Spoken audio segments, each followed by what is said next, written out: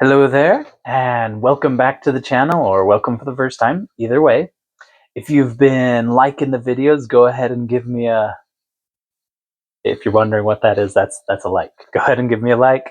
If you want to see more videos, especially if you're waiting for the video coming next in a series, go ahead and hit that subscribe button so you'll know when it comes out. This is the second video in a series of Christ-like attributes, the attributes that made Christ who he was. In this video, we're going to look at love, Christ-like love, a pure love that Christ possessed that, quite frankly, is a little hard to understand for me, but we're gonna give it our best try. So let's get into our story here today, and of course, it's going to be a story about Christ, since this is a Christ-like attribute. So when we look at Christ, okay, all throughout his ministry, he was constantly mocked, ridiculed, he was falsely accused. People hated him for preaching, for sharing the true gospel. Now that right there is enough that anyone could be bitter. Christ came to save the world. And in return, he was getting hate, mockery, ridicule, false accusations. That's enough to make anyone bitter. But it didn't stop there. Towards the end of Christ's ministry, he was taken by his enemies among the Jews, the people who hated him, and he was taken to Pilate, falsely accused. In fact, their case against Jesus was so thin, so blatantly wrong, that Pilate didn't really understand. He saw Jesus and he told them straight out, I don't see any fault in this man. I don't see any of what you're telling me he is doing. This man is guiltless. And he told the Jews this. He told the Pharisees and the scribes this, but they weren't having it. No, nuh-uh. They vehemently insisted that he was a criminal, that he was a seditionist, that he was causing problems among the people, that he was doing all these things. They painted him as this wicked criminal, this evil man. Now Pilate, he had an idea. He's like, okay, well, if he's some kind of criminal, if he's really who you say he is, I don't see that. I don't see what you're saying, but let's say that's correct. Okay. Well, during this time of year, there's that tradition. You remember, one of the criminals, the known criminals, can be released to the people. So how about we release Jesus to you? What do you say to that? They did not like that at all. The Pharisees and scribes were not having that. So immediately they said, no, release Barabbas, release Barabbas to us. And Barabbas was a known murderer, a seditionist. He had done many crimes. Very, very, very clear. His guilt was clear. Now put yourself in Jesus' shoes for a moment.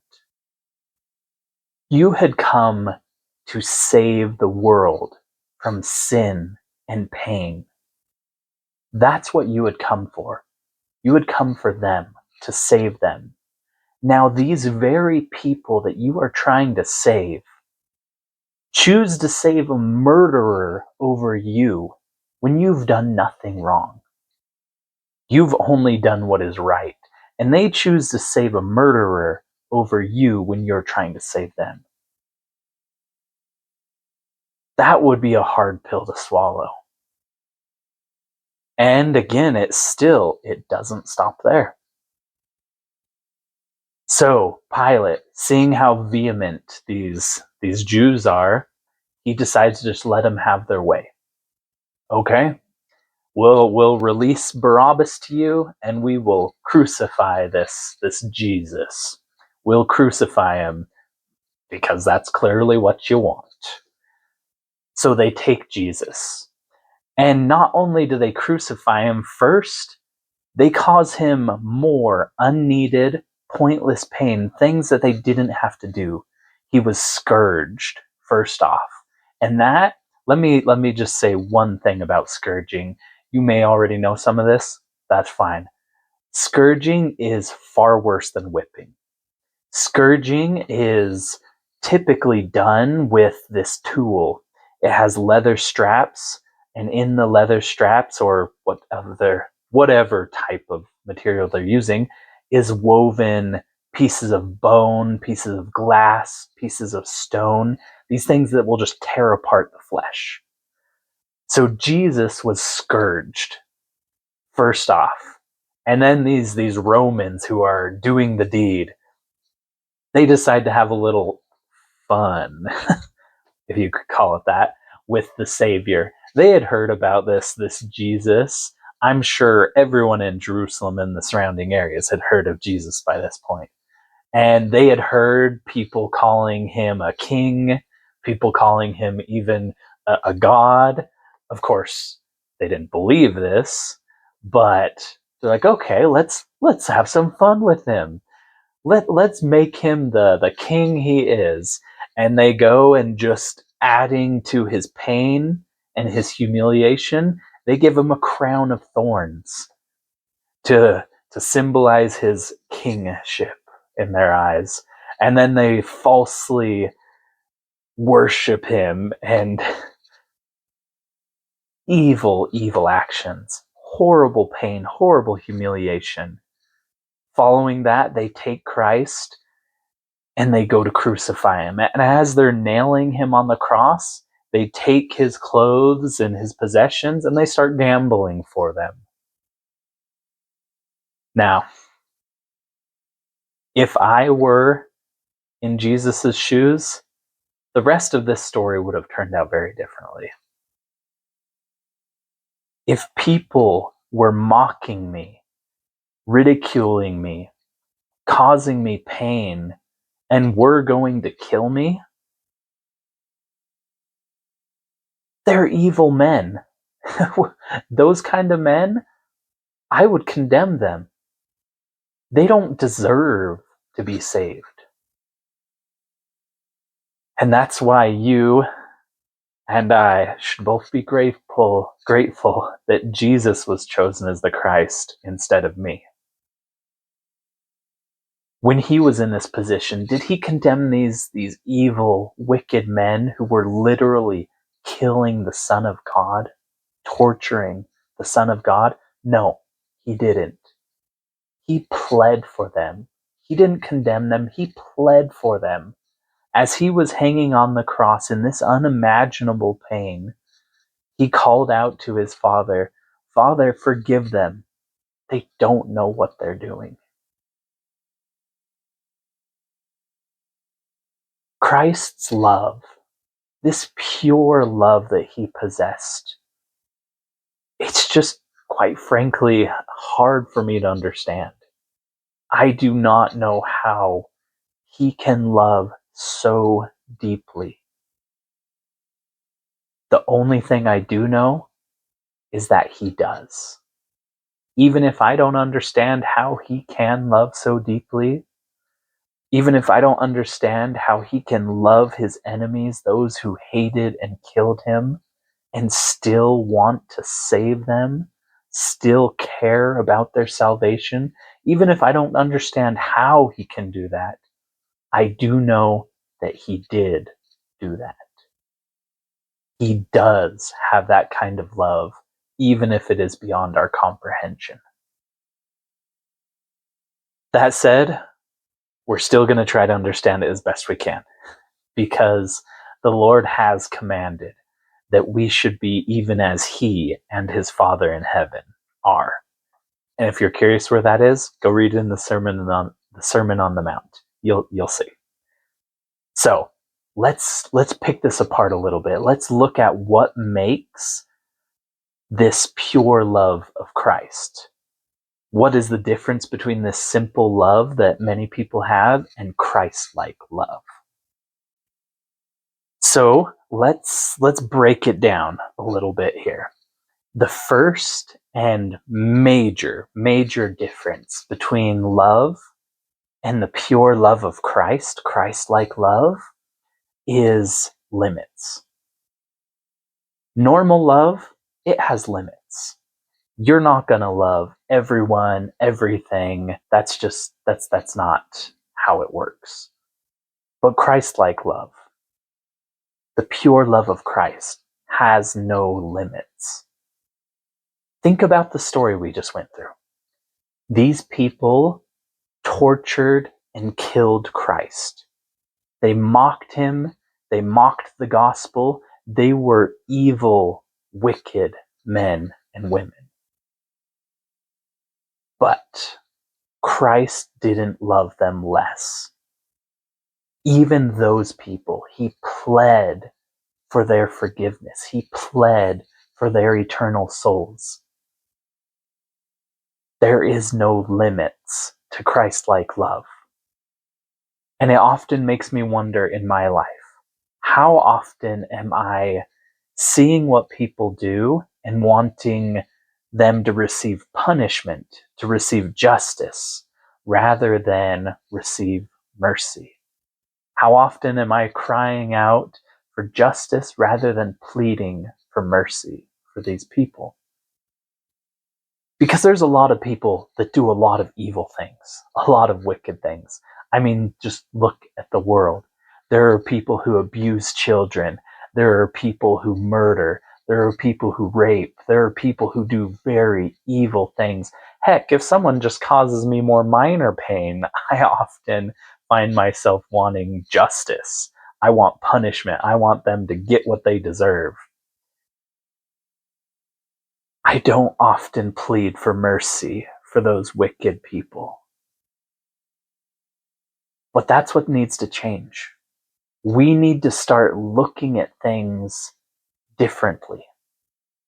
We need to look at things the way Christ looks at things. We need to see these people who have been lost in sin, these wicked people, we need to see them the way Christ sees them. We need to plead for their eternal souls. We need to plead for their mercy, that they will receive mercy, rather than calling out, clamoring for justice and for them to be punished. Now, I will say, yes, every wicked man or woman will have to atone, will have to stand for the sins they have committed. They will be judged. But that's not what we're talking about here. We're talking about Christ-like love. And those who start to develop this pure love that Christ had, they become more worried for these people's souls, for their eternal salvation, than for justice. They start trying to love these people and bring them into the fold rather than condemn them and push them away. And that's hard. That is very, very difficult. As I said, I'm often one of the people who is thinking, hey, let's get some justice in here. Let's punish these people for what they've done wrong, because they're bad people. They're wicked. They deserve some justice.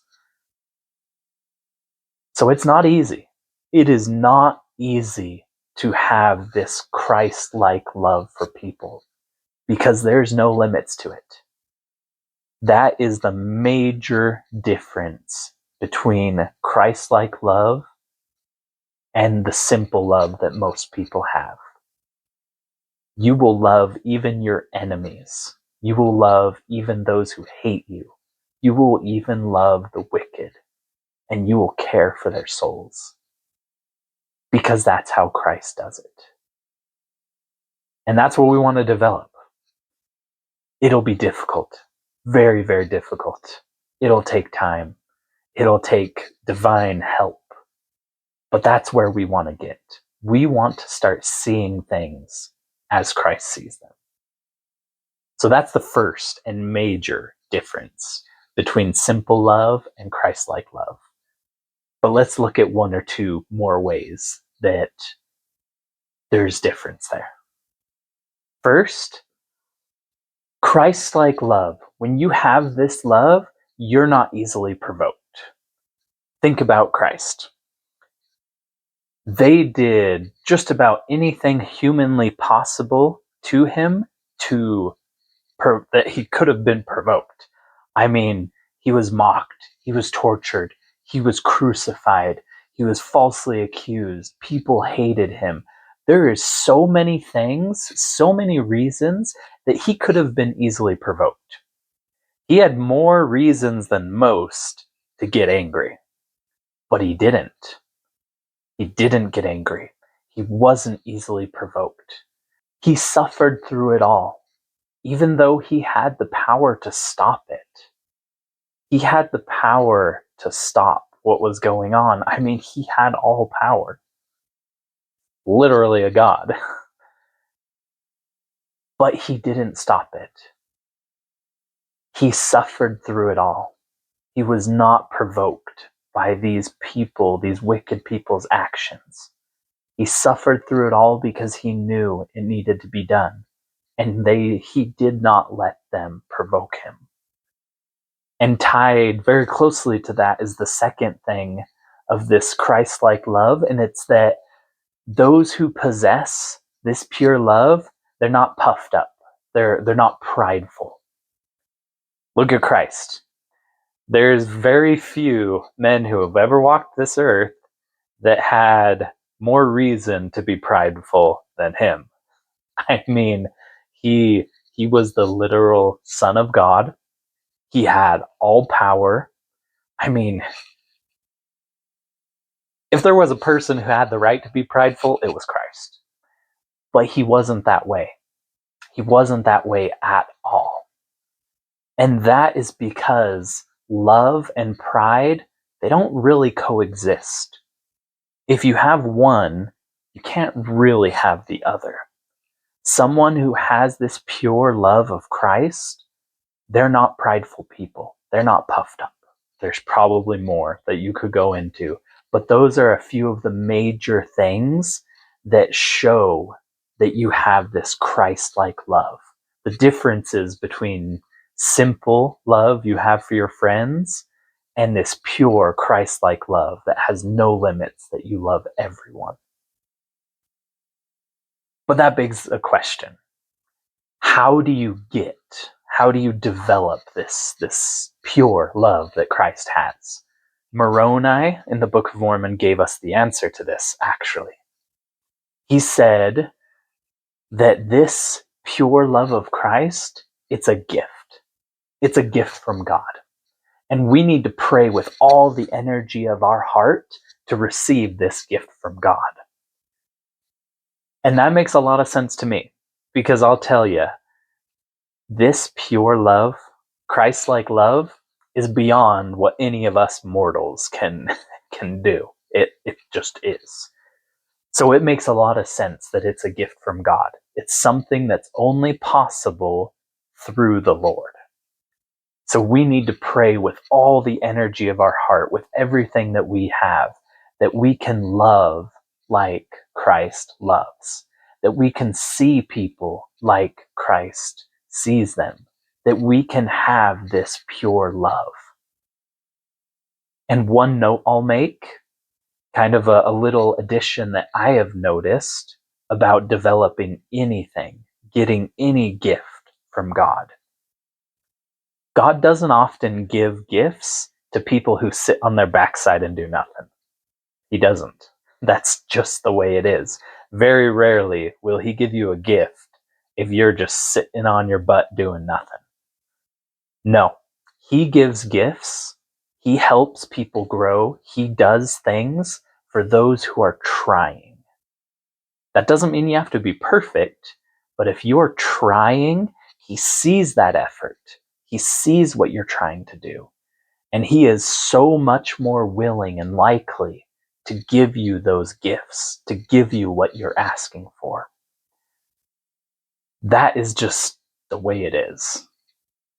I've seen it time and time again. If you want something, and in this case, if you want the pure love of Christ, if you want Christ-like love, start acting like it. Start trying to show this love, even if you don't have it yet. Start trying to love like Christ loves. And he's going to see that. He's going to see that, and he's going to reward your efforts. If you pray with all the energies of your heart, and you try to love like Christ loves, even before you're given that gift, I promise it's going to come to you. And you are going to feel closer to the Lord than you've ever felt before, because you'll be loving like he loves. And on that note, I just want to say, Christ does have this love. He does have this pure love. And though I don't understand it, as I mentioned, he does have it. That means even if you have made some serious mistakes, even if you keep messing up over and over and over again, that doesn't mean you are no longer loved. I mean, he was pleading for and loving people who were literally crucifying him. He loves you, no matter what you've done, no matter where you've been. Christ loves you. And that won't change. Yes, there are times when we will hurt him, we will disappoint him, but he will never stop loving us. He will never stop loving you. It's never too late. Because of the way the Lord loves us, he will always have his arms outstretched, ready to receive us. So never give up. Keep trying. Keep moving forward. Don't think you're unworthy of his love, because he will always love you, no matter what. And he will always welcome you back every single time you try. Okay. Thanks for being here with me. And until next time, go out there and do some good.